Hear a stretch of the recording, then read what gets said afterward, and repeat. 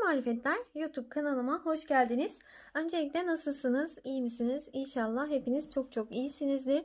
Bugünkü örgü anlatımımda iki şişli örülen yine çok kolay ve dikişsiz bir patik modeli yapımını sizlerle paylaşmak istiyorum. İnşallah sizler de beğenirsiniz ve hep birlikte denemiş oluruz. Patiğimiz gerçekten çok güzel. Ayağa giyildiğinde de çok güzel duran bir patik modeli oldu. Gerekli malzemelerim: bir tane tek renk patiklik ipim var. 3 mm şişlerim var. 3 mm olan her türlü şişle örebilirsiniz. Patiğim 38-39 ayak numaralarına olur. Şimdi yapımına hep birlikte başlayalım. Öncelikle ilmek atarak başlayacağız. İpi boynuma atarak örüyorum. Sizler nasıl örüyorsanız ve ilmeklerinizi nasıl atıyorsanız o şekilde başlayabilirsiniz. 55 ilmekle patiğimize başlayalım.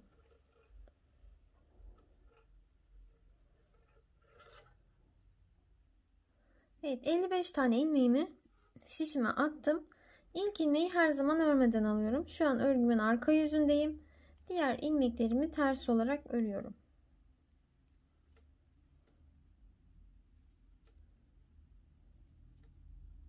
Son bir ilmek kalana kadar gidelim. Son ilmeğime geldim. İpimi böyle geriye attım.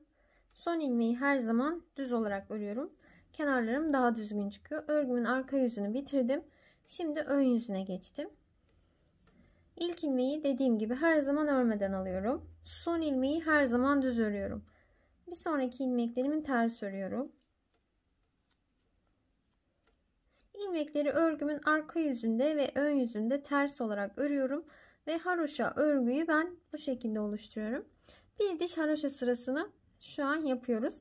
Böyle toplam 3 diş haroşa sırası yapalım. Sonra model kurulumuna geçelim.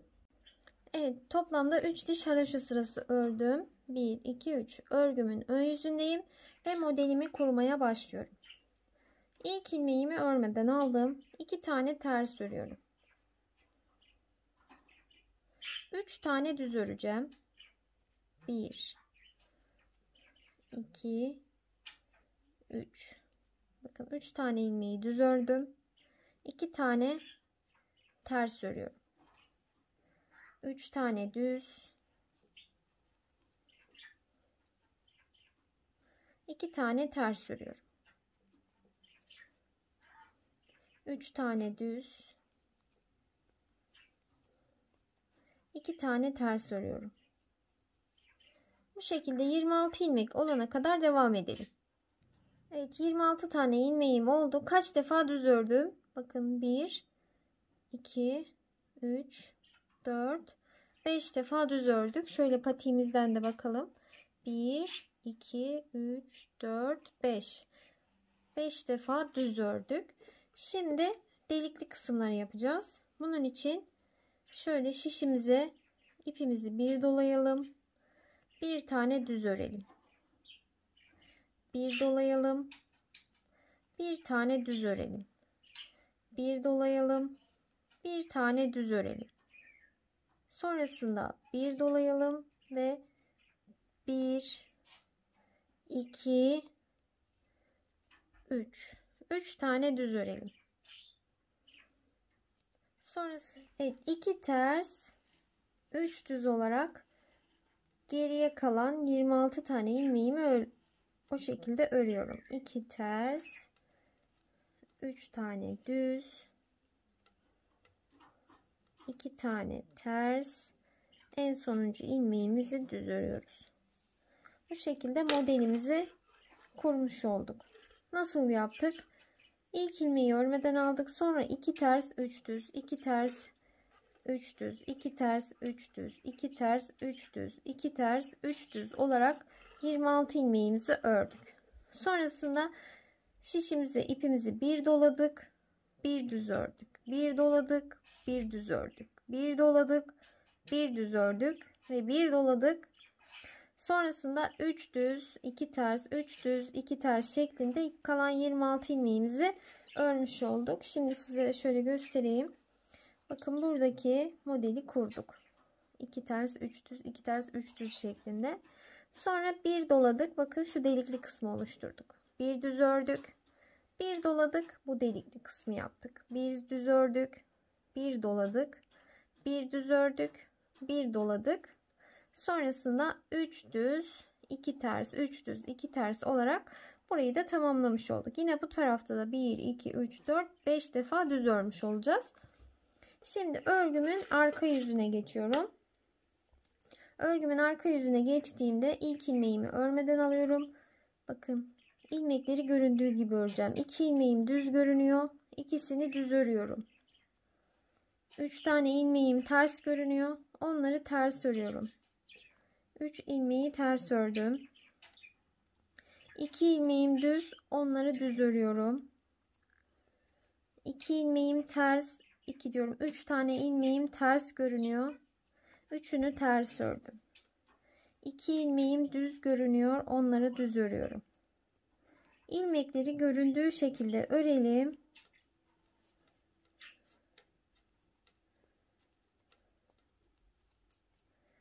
Örgünün arka yüzünde hiç artma eksiltme yok. Sadece ilmekleri göründüğü şekilde örüyoruz.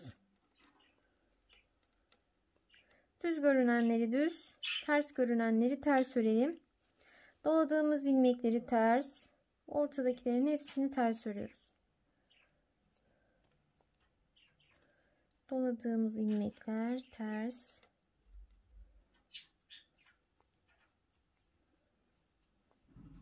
Sonrasında bu tarafa geçtiğimizde bakın 2 düz görünüyor, onları düz. 3 tane ters, 2 tanesi düz görünüyor, düz.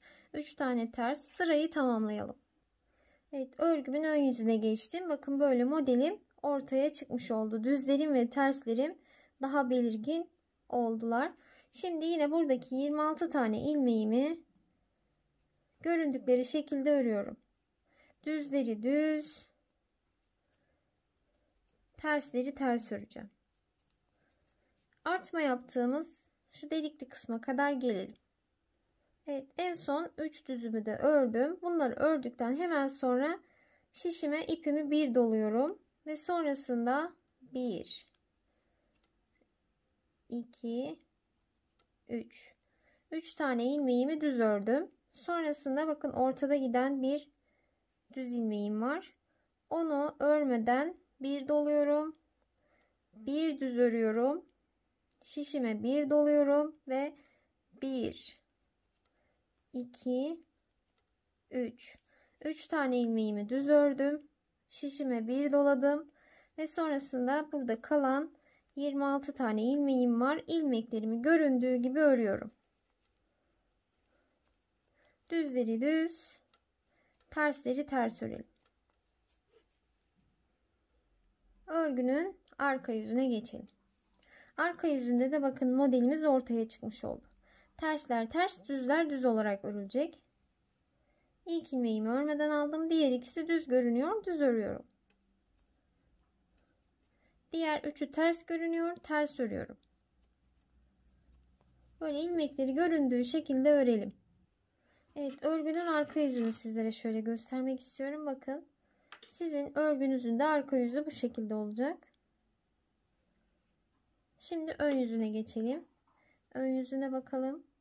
Burası patiğimin ön yüzü. Tekrardan şimdi 26 tane ilmeğimi göründüğü şekilde öreceğim. Evet, 26 tane ilmeğimi bakın bu şekilde göründüğü gibi ördüm. Şimdi bunu ördükten sonra 3 düzümüzü şişimize ipimizi bir doluyoruz. Şu delikli kısımları oluşturuyoruz. Sonrasında 1 2 3 4 5 tane düz ilmeğimi ördüm. Bakın ortada giden sabit bir düzüm var. Ona kadar geldim ve şişime ipimi bir doladım. Bir düz ördüm. Bir doladım. Tekrardan 1 2 3 4 5 tane düz ördüm. Buradaki 3 tane düzümü örmeden bir doladım ve geriye kalan 26 tane ilmeğimi göründüğü gibi örüyorum. Sırayı bu şekilde tamamlayalım. Şimdi bakın şu şekilde bu taraftaki düz örgülerimiz artarak ilerleyecek. Yine bu taraftaki aradaki düz örgülerde her sırada artarak ilerleyecek. Buradaki ortadaki düz örgümüz sabit gidecek. Onun iki kenarından da her sırada bir dolayacağız. Bakın bu şekilde. Toplamda 1, 2, 3, 4, 5, 6, 7, 8, 9, 10, 11, 12. 12 tane delik olana kadar bu şekilde örerek devam edelim. 36, 37 ayak numaraları giyenler 10 tane delikli kısım oluşturduktan sonra bırakabilirler. Şimdi 12'ye tamamlayalım. Evet, bu delikli kısımlar böyle yukarıya doğru 12 adet olana kadar bu şekilde ördüm ben. Şimdi toplam kaç ilmeğim var? Şişimde 103 tane ilmeğim var. Şimdi bu 103 tane ilmeğimle 2 diş haroşa sırası öreceğim. Artık hiç artma, eksiltme yapmadan ilmeklerin tamamını örgünün arka yüzünde ve ön yüzünde ters olarak öreceğim. Ve 2 diş haroşa sırasını oluşturacağım. Bu şekilde örgümüzü tamamlayalım. Evet, bakın toplamda 2 diş haroşa sırasında 103 tane ilmeğimle ördükten sonra şimdi artık taban kısmının yapımına geçeceğiz. Bakın tabanımız şu şekilde. Taban için ben 13 ilmek ayırdım. 36 37 ayak numarası giyenler 10 ilmek ya da 9 ilmek ya da 11 ilmek ayırabilirler. Şimdi 13 tane ilmeğimi taban kısmı için ayıracağım. Kenarlarda 45'er tane ilmeğim kalacak. 45 45 90. 13'te orta kısımda 103 tane ilmeğim olacak. Şimdi bu şekilde 45 tane ilmeğimi öreceğim. 45 tane ilmeğimi bu şişime alarak ördüm. Şimdi ortadaki 13 tane ilmeği örüyorum. 1 2 3 4 5 6 7 8 9 10 11 12 13. ile yanındaki ilmeği ikisini birlikte ters örüyorum. Örgümü çeviriyorum. Örgünün arka yüzüne geçtim. İlk ilmeği örmeden aldım. 1 2 3 4 5 6 7 8 9 10 11 12 12 tane ilmeğimi ördüm. 13 ile yanındakini ikisini birlikte ters olarak ördüm. Örgümün ön yüzüne geçtim. İlk ilmeği örmeden aldım.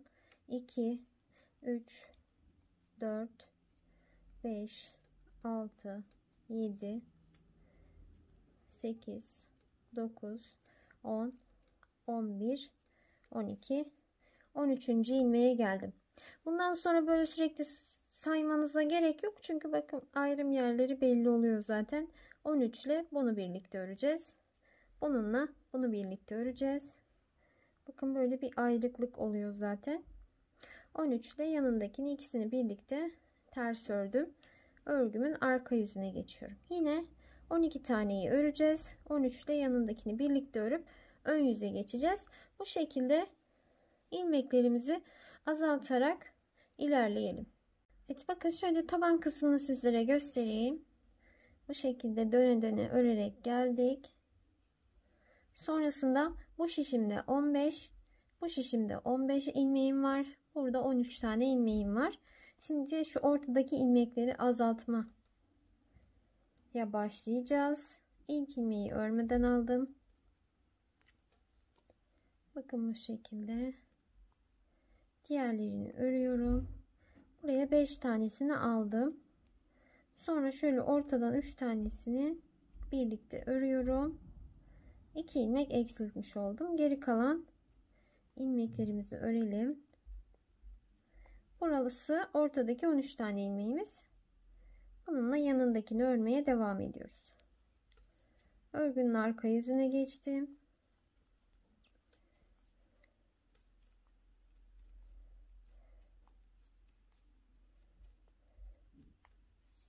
Bakın ortada 2, 4, 6, 8, 10. 11 tane ilmeğim kaldı. 11. ile yanındakini birlikte ördüm. Ön tarafa geçtim. Bu sıramızda ortadaki 11 ilmekten hiç eksiltme yapmıyoruz. Bir sonraki sırada yapacağız. Ön sıraya geldiğimizde bununla yanındakini birlikte örüyorum ve örgümü çeviriyorum. Şu an arka yüzdeyiz. Arka yüzde de yine ortadaki 11 ilmekten bir eksiltme yapmıyoruz. Yanındakiyle birlikte ördüm ve ön yüze geçtim. Bir sıra eksiltmiştik. Şimdi bu sıramızı eksiltmeden ördük. Şimdi tekrardan eksilteceğiz. İlk ilmeği örmeden aldım. Bakın bu şişime 3 taneyi aldım. Bir tane daha aldım. 4 oldu. 4 tane de bu tarafta kalacak. Ortadaki 3 taneyi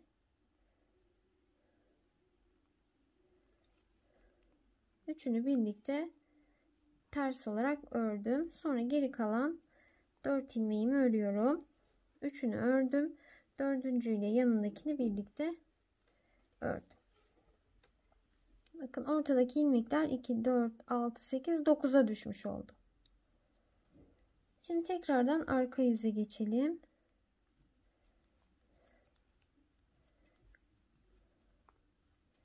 Burada 9 ilmeğim kaldı. 8 tanesini ördüm. 9. ile 10'uncuyu birlikte ördüm. Şimdi örgümün ön yüzüne geçtim. Bu sırada eksiltme yok. Aynen 9 ilmekle devam ediyorum ortadaki. Bir sonraki ön sıraya geçtiğimizde yine eksiltme yapacağız. Bakın 9. ile 10'uncuyu birlikte ördüm. Örgümün ön yüzüne. Arka yüzünü geçtim.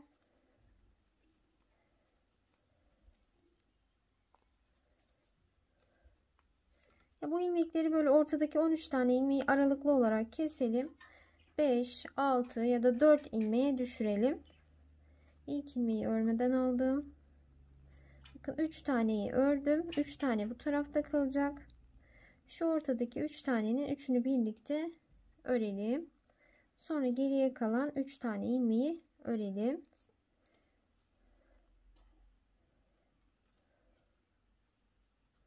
Bakın ortada kaç ilmeğim kaldı? 2, 4, 6, 7 tane ilmeğim kaldı. Bu şekilde bu ilmekleri biraz azaltmış olduk. Bakın böyle ilerledikçe şu son ilmeklere doğru ilmeklerimi azaltarak gittim. Böyle devam edelim.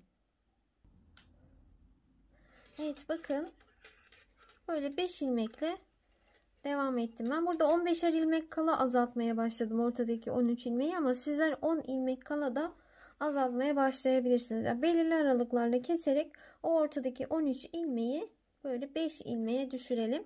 Yani 13 ilmekle de yukarıya doğru devam edebilirsiniz. Fakat o zaman burası biraz daha genişleyecektir ve ayağımızın şu bilek kısmı daha geniş olacaktır. 13 ilmekle devam ettiğimizde, bakın 5 ilmekle devam ettiğimizde daha dar bir genişlik oldu ve ayağa böyle tam oturan bir model oldu. Şimdi yukarıya doğru yine örmeye devam edeceğiz. Kenarlardan ilmek alarak onu da nasıl yapıyoruz sizlere göstermek istiyorum. Şimdi 5 tane ilmeğim burada kaldı. Patiğimin burası düz tarafı. Buradan bakın şöyle sırasıyla kenarda ilmeklerimiz var. Bakın böyle. Her sırada bunları alacağız. Bu sıramızda bunu aldık. Böyle ilmeğime geçirdim. İkisini birlikte ördüm. Sonrasında devam ediyoruz.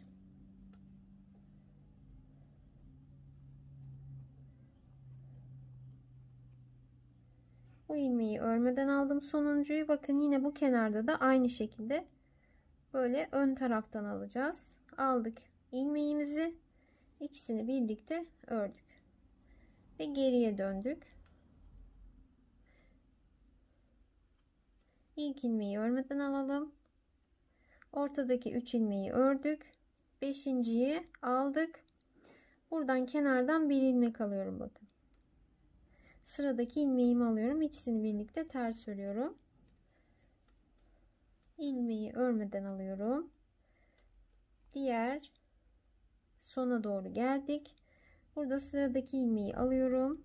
Bu şişime geçiriyorum. İkisini birlikte örüyorum.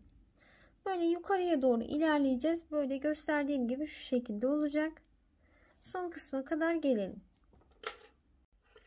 Evet, bu taraftaki son ilmeğimi de aldım. Sonra diğer tarafa doğru giderken ilmeklerimi kapatarak gideceğim. Şöyle 2 ilmeğin ikisini birlikte öreceğim. İlmeği diğer şişe alacağım. 2 ilmeğin ikisini birlikte öreceğim. İlmeği diğer şişe alacağım. Böyle bakın ilmeklerimi kapatarak geldim. Buradaki son ilmeğimi de aldım. Patiğimi bitirmiş oldum. Şöyle bir kez ters olarak örelim ve ipimizi burada keselim. Bakın patiğimizin bu kısmını da tamamlamış olduk. Şimdi ben şöyle bir kenar oyası da yapmıştım. Böyle kenar oyası da yapalım. Evet, şimdi şu arka taraflardan başlayalım. Herhangi bir yerden battım. 3 zincirimi çektim. Aynı yere tekrar batıyorum. Sonra belirli aralıklarla batıyorum. 3 zincir çekiyorum. Tekrar aynı yere batıyorum. Sonra böyle göz kararı atlıyorum. Sık iğne yapıyorum. 3 zincir. Aynı yere tekrar batıyorum. Böyle göz kararı atlıyorum. 3 zincir. Aynı yere tekrar batıyorum. Böyle pipirikli bir kenar oyası yaptım. Evet, bakın manken ayağıma da bitirdiğimiz patiğimizi giydirdim. Gerçekten çok güzel oldu. Yapımı da gerçekten çok kolay. Hem günlük hem çeyizlere kullanabileceğiniz bir patik modeli oldu. İnşallah sizler için faydalı bir video olmuştur. İnşallah sizler de beğenirsiniz ve hep birlikte deneriz. Beni ilk defa bu videomda tanıyanlar lütfen kanalıma abone olursanız çok mutlu olurum. Bir sonraki videolarımda görüşmek üzere. Hoşça kalın.